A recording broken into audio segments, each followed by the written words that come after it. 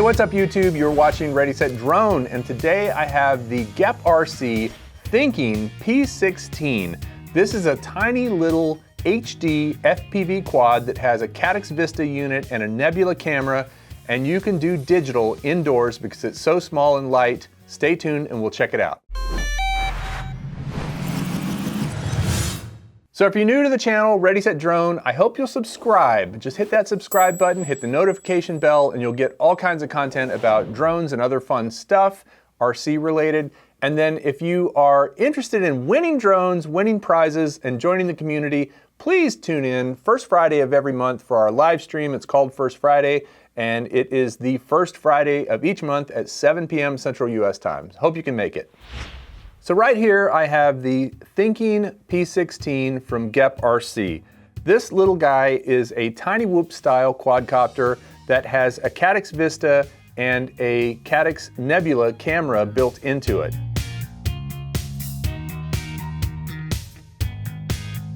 You can get it either as a plug and play where you use the DJI controller and fly it directly with the Caddx unit. You can get it with an FrSky RXSR, an FrSky XM Plus, or a TBS Nano RX receiver. Those are all the different receivers you can order with it.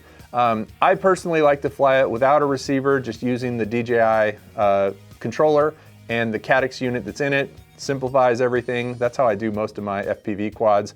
It works well for me, but if you have any of those other radios, you could try it with one of those receivers and order it that way.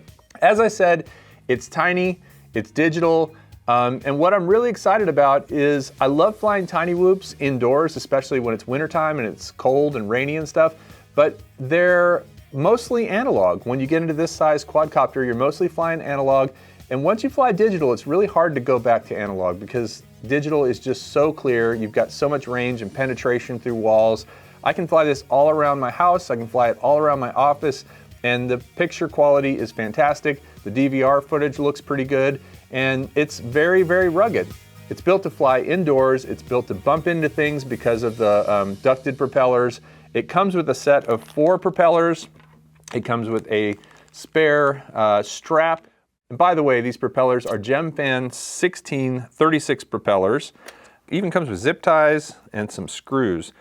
I recently, by the way, bought a set of M2 and M3 screws from GEPRC. Really nice little kit that I got, and I'm super happy to have that because I've lost a bunch of screws that have just kind of vibrated out over time, and I've started using Loctite on my quads so that that doesn't happen again. But I was missing some, so it was nice to get some spares. You can see down here on the bottom, they're all the motors are mounted with 4 screws that go under the ducted kind of protectors here. The plug to activate the Caddx Vista and update the firmware is really easy to get to right here on the side. That requires a USB-C. And then the plug to set up the flight controller in Betaflight is down here on the bottom, and that requires a micro USB. I kind of wish that at some point we would just get to USB-C with everything, but currently that's a micro USB, so you need 2 different plugs. And quick tip, if you plug this into Betaflight and you turn it on and you're not seeing it in Betaflight, you probably need to change the cable. You need a cable that not only transmits power, but transmits data as well. And not all micro USB cables do that. I have several that I have set aside because they work. So once you find one that works, put a sticker on it or a piece of tape or something so you know, and use that one again and again, because it's nothing more frustrating than plugging this into Betaflight or any quad into Betaflight and not seeing it. It's got an XT30 connector here, and it uses either a 2S or a 3S battery. These are some 2S batteries from Tattoo. This pack comes with several of them, and I think I got these on Amazon. I'll put a link below. And I recommend 2S for indoor flying and 3S for outdoor flying. One thing you definitely want to keep in mind with this is it has a very specifically sized battery cage on the bottom. So this battery cage is designed for a certain size of battery, and so if you're trying to fly it with something different, a different 2S or 3S that's not the right size, you'll either have to do something custom to make the battery stay on, or you won't be able to do it. So I recommend just buying the batteries that they recommend on the website to make sure they fit really well. I wanted to mention a few more details about the battery sizes.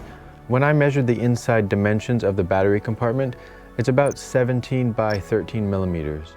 GEPRC recommends a battery that's 19 by 11 millimeters. I wasn't able to find that exact battery size from a vendor that shipped quickly in the United States, so I went with the closest one I know of, which is Race Day Quad's 300 milliamp hour 3S battery, which is 18 by 11 millimeters. Even though it's a little bit smaller than what GEPRC recommends, my battery's heat shrink actually cracked when I first squeezed it in. But the battery holder does flex a little bit and everything seems to be fine. The 2S batteries that Kelly was flying indoors actually fit almost perfectly. They're just a tad small at 16¼ by 12¾ millimeters, so they will slide around if you bump into something. And one last note, when I plug in a battery, the angle that the wires have to bend seems to be not ideal. I don't have a great solution, but I have cut away at some of the heat shrink wrap on my battery to give me a bit more wire to work with. If you have a better solution, please leave it in the comments below. All right, back to Kelly.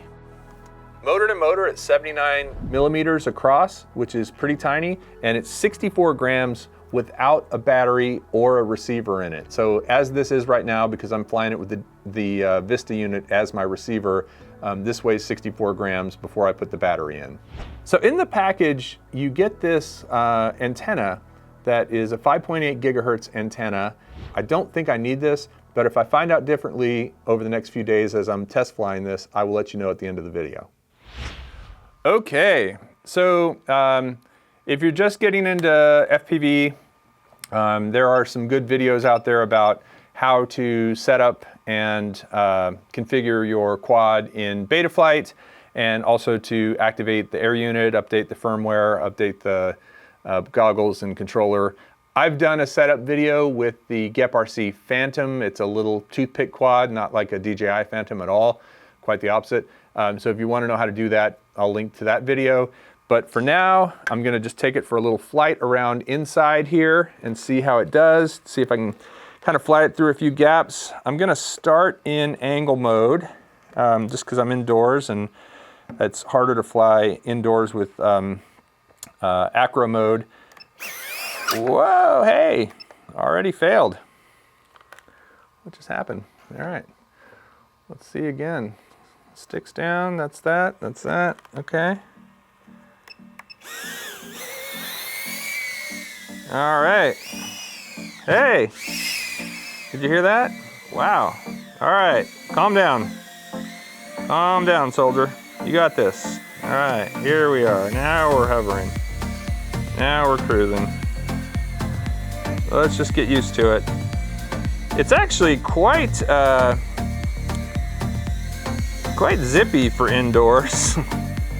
And it has a 2S battery on it right now. So if I were to put a 3S battery on it, I imagine it would be even zippier. I'm in angle mode at the moment. And the picture looks great. It's very, very clear. I'm up here at the front of the office. Coming back down the hall. No breakup going through the hallway, no breakup going through the doors.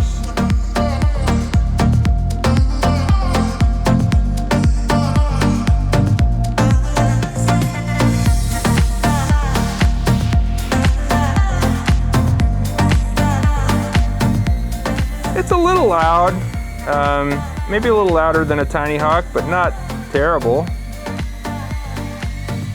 Oh. There's Kris. Didn't even flinch. I love it.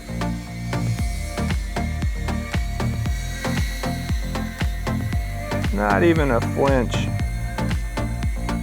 So you can see if you got some fun stuff to fly through, you can definitely practice.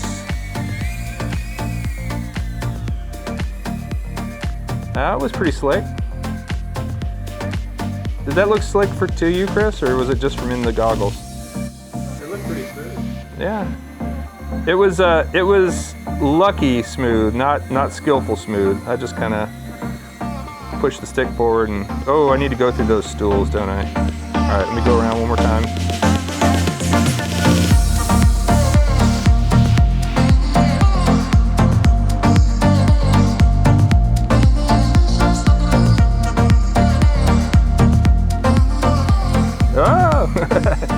You notice I haven't had to get up and pick it up once, and that's because of the ducted props. They are such a lifesaver indoors and in tight situations. Oh goodness, let me do that one more time. I gotta get that right. Probably got a little bit more on this battery. 2 minutes and almost 3 minutes into the flight. All right, there we go. Oh, ducted props for the win.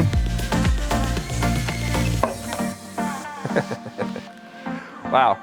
So, as you can see, great little indoor flyer.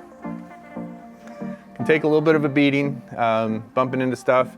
Looks like I had the, didn't have the center of gravity quite right, or maybe when it crashed, it got off a little bit because the battery was pushed back a bit in the container here.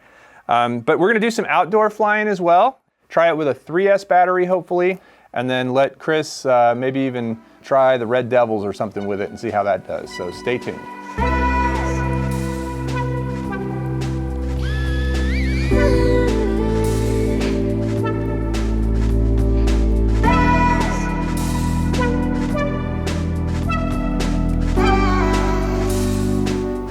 With a 3S battery, I noticed a lot more responsiveness to my stick inputs, which meant that flying through small gaps was much more challenging than I was used to. After this flight, I switched back to a 2S battery, and I have to say, controlling the P16 felt effortless.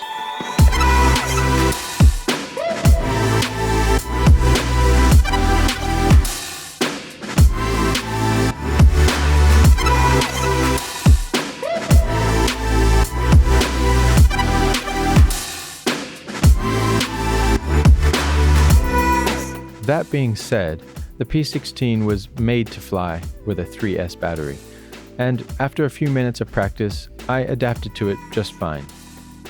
Compared to flying with a 2S battery, during which the throttle has to be around 60 to 70% just to keep it in the air, the extra voltage of the added battery cell makes the P16 feel more nimble and able to fight the wind to some degree.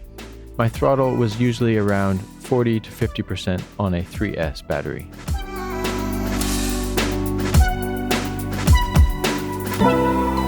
In ideal conditions, using these 2S batteries, I was able to fly for up to 4 minutes before landing at 3.5 volts per cell. On these 3S batteries, at first I was barely getting 2 minutes before I had to land. Then I realized that they're high voltage batteries. So after charging them to their fullest potential, I was able to cruise around for up to 3 minutes. Had these not been high voltage 3S batteries, I would have stuck with the 2S, even outdoors, simply because of the added flight time. But now that I know to charge them up to 4.35 volts per cell, the 3-minute flight time is perfectly adequate. Special thanks to Howard and his drone-friendly dog, Hammond, for watching me fly.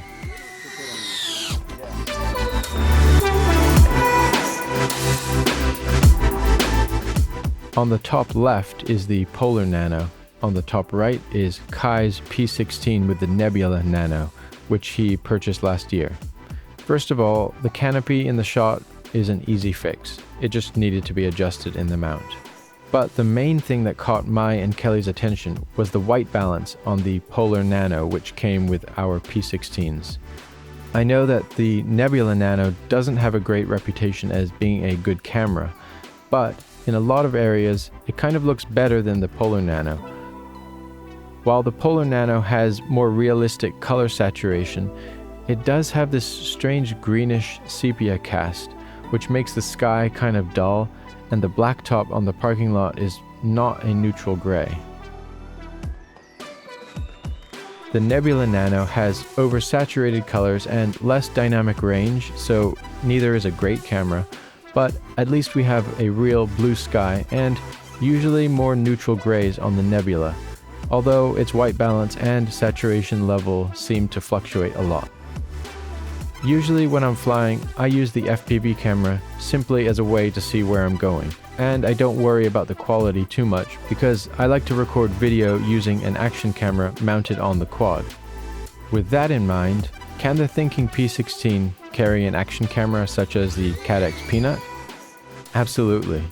I was actually really surprised at how well it performs with that extra 28 grams of weight.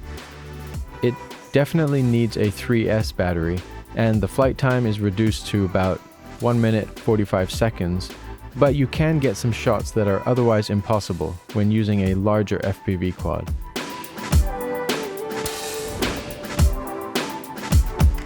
And because it's so light, with a total weight of around 120 grams, recording high-quality video when flying close to people feels quite safe.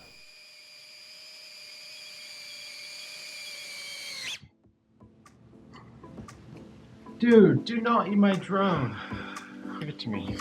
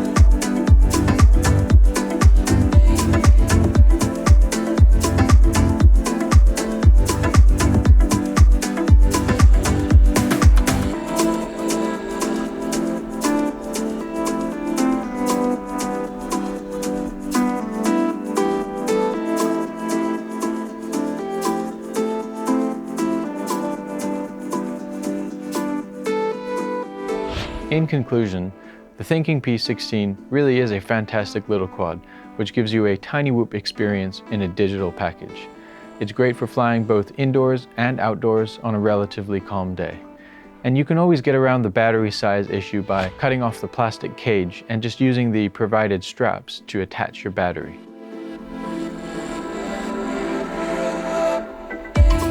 Whether your P16 comes with a Nebula Nano or a Polar Nano camera, it's still digital and has great range and clarity compared with most analog Tinywhoops.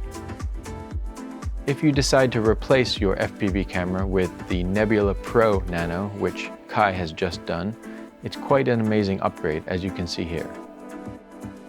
Please comment below with any questions or helpful tips that you'd like to share.